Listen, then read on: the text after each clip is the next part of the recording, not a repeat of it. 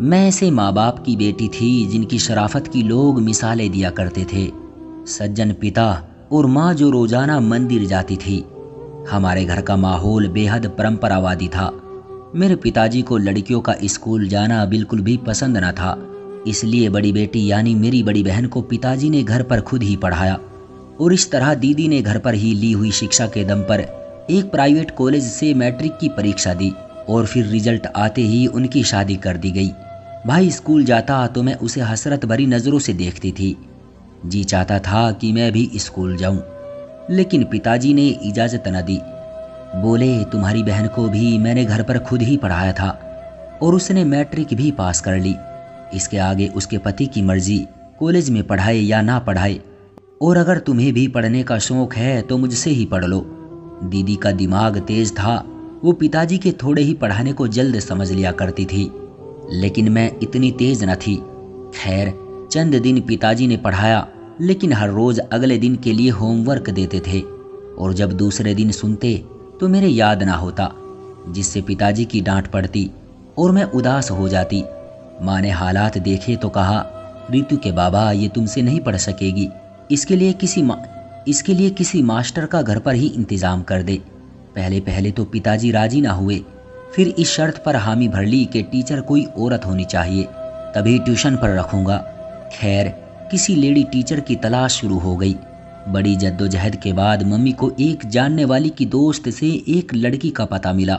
खर्च पूरे करने के लिए उसे पैसों की भी ज़रूरतमंद थी और अपनी पढ़ाई के खर्च पूरे करने के लिए उसे पैसों की भी ज़रूरत थी।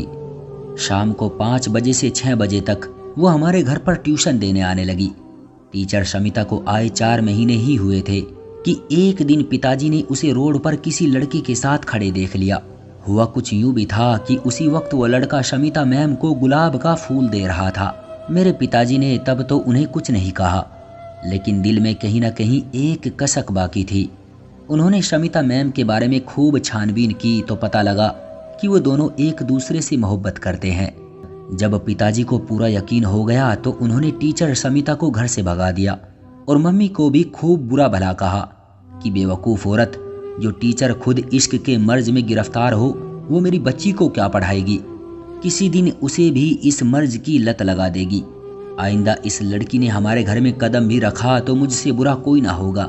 मेरी बदकिस्मती के शमिता का राज पिताजी पर खुल गया और मेरे लिए शिक्षा का दरवाज़ा बंद हो गया। हमारे इलाके में ट्यूशन टीचर ना के बराबर होते थे, मगर जो बाप अपनी बेटी को स्कूल भेजने को राजी न था वो भला उसे एकेडमी पढ़ने क्यों भेजता। टीचर क्या गई, मैं मुरझा कर रह गई। भाई को मेरे दिल की हालत का अंदाज़ा था। वो मेरे दुख को पूरी तरह महसूस कर रहे थे।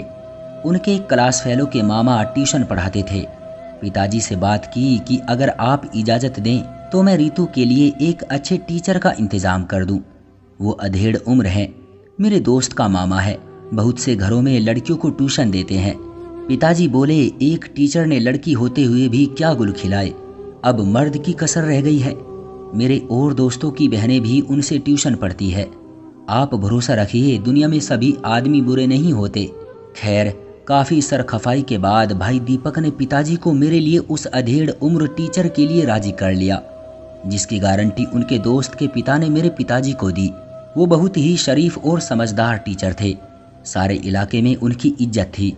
उनका नाम सोहनवीर था, जिन्हें प्यार से सब मास्टर जी कहकर पुकारते थे। सोहनवीर मास्टर जी मुझे रोज़ पढ़ाने लगे। बहुत मेहनत और दिल लगाकर पढ़ाते थे। मैं भी तवज्जो और लगन से पढ़ती। एक साल में उन्होंने मुझे 2 क्लास पढ़ा दी और इस तरह से पढ़ते पढ़ते मैं नर्सरी से 5वीं क्लास में आ गई और 5वीं की परीक्षा में फर्स्ट पोजीशन लाई तो सब तरफ से वाह वाह होने लगी। पिताजी का भी दिल भर आया और वो भी सोहनवीर मास्टर जी से राजी हो गए। हमारे घर में उनकी इज्जत और भी बढ़ गई। स्कूल की पढ़ाई के साथ साथ वो मुझे अच्छे संस्कार भी दे रहे थे। इस बात से पिताजी बहुत खुश थे। मैं 7 साल की उम्र में उनसे पढ़ने बैठी और लगातार 6 साल पढ़ा। एक रोज़ भी उन्होंने नागा ना की सिवाय संडे के, और हमेशा मेहनत से पढ़ाया। पिताजी से दोस्ती हो गई तो वो हमारे घर के सदस्य जैसे हो गए। मिन्नतें कर करके मम्मी पिताजी उनको खाना खिलाते और चाय पिलवाते। जब मुझे पढ़ा चुके होते तो थोड़ी देर पिताजी से गपशप करते और मेरी पढ़ाई की तारीफ करते। सच बात यह है कि मेरी याददाश्त कुछ अच्छी न थी, पढ़ा हुआ बार बार भूल जाती थी। मास्टर जी की हिम्मत थी जो पढ़ाई के लिए मेरा जहन बनाया और मेरे ठप दिमाग के दरवाजे खोले।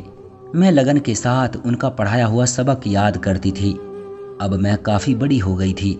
मैं उनको मास्टर जी के बजाय चाचा कहती थी। मेरे सभी घर वालों को उन पर एतबार था। घर में किसी को ये ख्याल ना आया कि अब रितु बड़ी हो गई है और मास्टर जी लाख अच्छे इंसान सही, लेकिन है तो गैर ही। पहले की तरह मैं अब भी अकेले कमरे में उनके साथ पढ़ने बैठती थी और इस तरीके में कोई फ़र्क भी ना आया कि वो जितनी देर चाहते मुझे पढ़ाते रहते। मगर उस तन्हाई ने अपना काम कर दिखाया। मास्टर जी के दिल में मेरे लिए मोहब्बत पैदा हो गई और एक दिन वो मुझ पर अपनी मोहब्बत का इजहार कर बैठे। मुझे उनसे ऐसी उम्मीद न थी। घबरा गई। मैं उनकी ऐसे इज्जत करती थी जैसे लड़कियां अपने बुजुर्गों की करती है। भला मैं उनके बारे में ऐसा कैसे सोच सकती थी। मास्टर जी के इजहार मोहब्बत से मेरा दिल उनसे खफा हो गया। इरादा कर लिया कि अब उनसे पढ़ना बंद कर दूंगी। मैंने पढ़ने से इनकार कर दिया।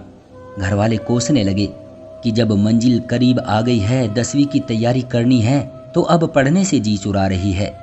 अब 1 साल बाकी रह गया है 10वीं तक पहुंचने में। जैसे ही मास्टर जी घर आते तो मैं इधर उधर हो जाती, उनके पास पढ़ने न जाती। पिताजी और भाई डांटते, ये क्या तमाशा है। मम्मी हर वक्त बुरा भला कहती, क्या हो गया है तुम्हें आखिर, क्यों पढ़ाई से दिल उठा लिया है। मैं उनको वजह न बताती, बस यही कहती कि मुझे अब पढ़ाई मुश्किल लगती है, मैट्रिक नहीं कर सकती, इतनी पढ़ाई मेरे बस का रोग नहीं है। मास्टर जी भी परेशान थे। समझ गए कि उन्होंने मोहब्बत का इजहार करके कितनी बड़ी गलती कर डाली है।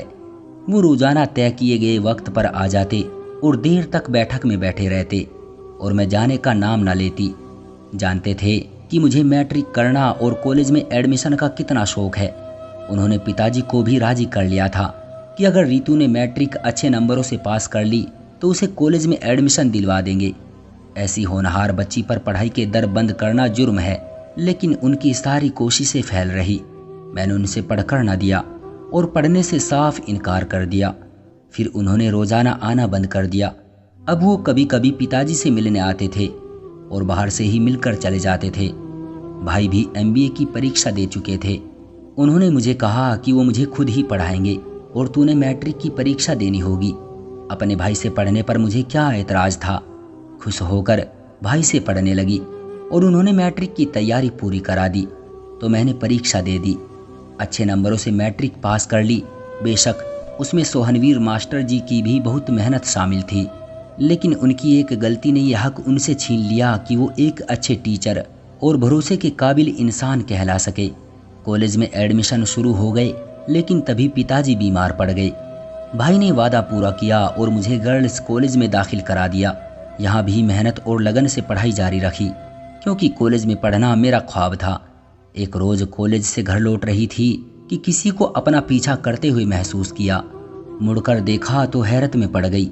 सोहनवीर मास्टर जी थे, जिन्होंने मुझे तकरीबन 8 साल पढ़ाया था और आखिर में अपने सारे किए किराए पर पानी फेर दिया था। उन्हें देखकर कुछ देर को खौफ जदा तो हुई, फिर खुद को संभाला और बगैर पीछे देखे अपनी राह चलती रही। यहाँ तक कि बगैर पीछे देखे अपने घर पहुँच गई। मुझे नहीं मालूम कब तक सोहनवीर मास्टर जी मेरे पीछे आए और कब रास्ता मोड़ गए। हफ्ते बाद फिर यही वाक़या हुआ, लेकिन इस बार भी मैंने उनको नज़रअंदाज किया।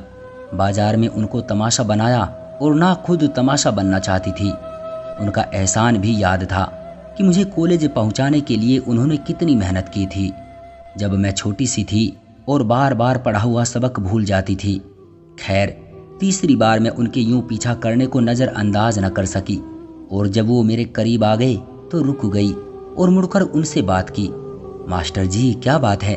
क्या कोई मसला है जो आप यूं मेरा पीछा कर रहे हैं? कोई प्रॉब्लम है तो बताएं। मैं बहुत शर्मिंदा हूँ रितु, और तुमसे माफ़ी मांगना चाहता हूँ। जिस रोज़ इजहारे मोहब्बत की गलती हुई, उस दिन से मेरी जान सूली पर लगी है। जैसे जीता हूँ और न मरता हूँ। शर्मिंदगी इस कदर है कि अपने जमीर से भी आँख नहीं मिला सकता। इतना पछतावा होता है, कभी कभी जी चाहता है खुदकुशी कर लूँ। अब जिंदगी की बस एक ही ख्वाहिश थी, तुम एक बार कहीं मिल जाओ तो मैं तुमसे माफ़ी मांग लूँ। अगर तुम माफ़ कर दो तो सुकून आ जाएगा मुझे। यकीन करो, सुकून से मर सकूँगा। मास्टर जी अपनी गलती पर इस कदर शर्मिंदा नज़र आ रहे थे कि मुझे उन पर तरस आ गया। उनकी दाढ़ी आंसुओं से भीग गई थी। ये आम रास्ता था। मुझे डर भी लग रहा था कि लोग हमें देख रहे होंगे तो वो हमारे बारे में क्या सोचेंगे। जब उन्होंने हाथ जोड़कर कहा, रितु कहो तुमने मुझे सच्चे दिल से माफ़ किया, तो मैं शब्द दोहराए बगैर न रह सकी और कहा, मास्टर जी मैंने आपको सच्चे दिल से माफ़ किया। बेशक इंसान से भूल हो जाती है और आप भी एक इंसान ही तो हैं। मास्टर जी बोले, इंसान बूढ़ा हो जाता है मगर उसका दिल बूढ़ा नहीं होता और दिल पर किसी का जोर नहीं होता। इसे अगर कोई पसंद आ जाए तो बच्चा बन जाता है। तुमने मेरी भूल को माफ़ किया, मुझे सुकून आ गया। ऊपर वाला तुमको खुश रखे। अब कभी तुम्हारे रास्ते में ना आऊँगा। वाकई उस दिन के बाद मास्टर जी फिर कभी मेरे रास्ते में ना आए। उन्होंने मुझसे वादा लिया था कि उनके इस राज को राज रखूंगी और कभी किसी को न बताऊंगी। मैंने भी उनके बुजुर्गपन की लाज रखते हुए कभी इस बात का किसी से जिक्र ना किया और एक अच्छे इंसान की भूले से की गई गलती समझकर भुला दिया। मैं अच्छी लड़की थी और मास्टर जी भी एक अच्छे इंसान थे, इसलिए ये कहानी शुरू होने से पहले ही ख़त्म हो गई। मैं रुसवा हुई और ना वो ज़माने में जलील हुए। लेकिन सोचती हूँ हमारे मोहल्ले में आए दिन ऐसी कहानियाँ जन्म लेती रहती है। ये कहानियाँ गली गली में बिखरी पड़ी है। कुछ नासमझ और नादान नाउम्र लड़कियाँ अपने टीचरों से अटैच होकर उनके हाथों का खिलौना बन जाती है और आखिर में उम्र भर का पछतावा पल्ले बंध जाता है। पिताजी की बीमारी बहुत बढ़ी तो उनको दिल्ली ले गए, जहाँ डॉक्टर ने बताया कि ऐसी बीमारी है, इलाज कराओ तो मरो, ना कराओ तो मरो। भाई को भी नौकरी न मिली थी, बस पिताजी की थोड़ी सी पेंशन में ही गुजर बसर हो रही थी। डॉक्टर ने मुंह खोला तो पिताजी के इलाज की खातिर मकान बिक गया और हम किराए के मकान में शिफ्ट हो गए। ये बाद में पता लगा कि ये किराए का मकान सोहनवीर मास्टर जी का है, जिसका हम किराया देते थे। हमारे हालात बहुत ख़राब हो गए थे। फिर एक दिन अचानक मास्टर जी भाई को मिल गए।